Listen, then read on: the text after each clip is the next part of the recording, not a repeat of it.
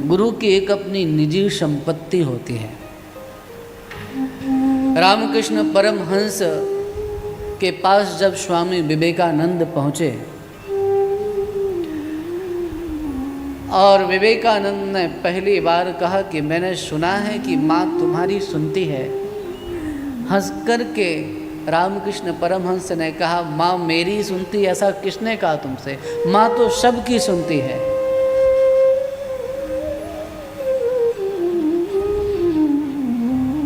नाम तब नरेंद्र था, बाद में विवेकानंद हुए।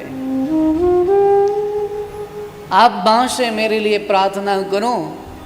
नरेंद्र प्रश्न पर प्रश्न करते जा रहे थे, बड़े जिज्ञासु, बड़े तार्किक थे। और रामकृष्ण परमहंस केवल स्वामी विवेकानंद को टकटकी लगा करके देख रहे थे। जब वो काफी देर तक उनको देखते रहे तो पूछ लिया नरेंद्र ने कि क्या देख रहे हो मुझे? रामकृष्ण परमहंस बोल उठे, मैं देख रहा हूं इतने दिनों तक तू कहाँ था?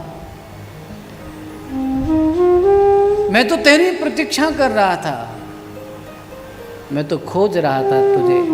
आज मेरी खोज पूरी हो गई, आज मेरी आराधना, मेरी साधना सफल हो गई, क्योंकि योग्य शिष्य मिल गया है। योग्य गुरु मिल जाए, ये भाग्य की बात है। मैं उल्टी बात कर रहा हूं आज। योग्य गुरु मिल जाए ये भाग्य की बात है, पर योग्य शिष्य मिल जाए ये सौभाग्य की बात है। शिष्य भी तो योग्य मिले। रामकृष्ण परमहंस ने कहा कि तू मुझे मिल गया है, मेरी खोज पूरी हो गई है, बोल अब क्या चाहता है? तो बोले माँ से कहो कि हमारे घर की व्यवस्था खराब है, रोटी कपड़ा मकान के अलावा मुझे कुछ नहीं चाहिए। रामकृष्ण परमहंस ने भेज दिया माँ कालिका के सामने। उनकी तो सीधी बात होती थी दुर्गा माँ से। हाँ, भगवती के सच्चे साधक थे वो, सीधी बात करते थे माँ से। जाओ तुम जाके पूछो।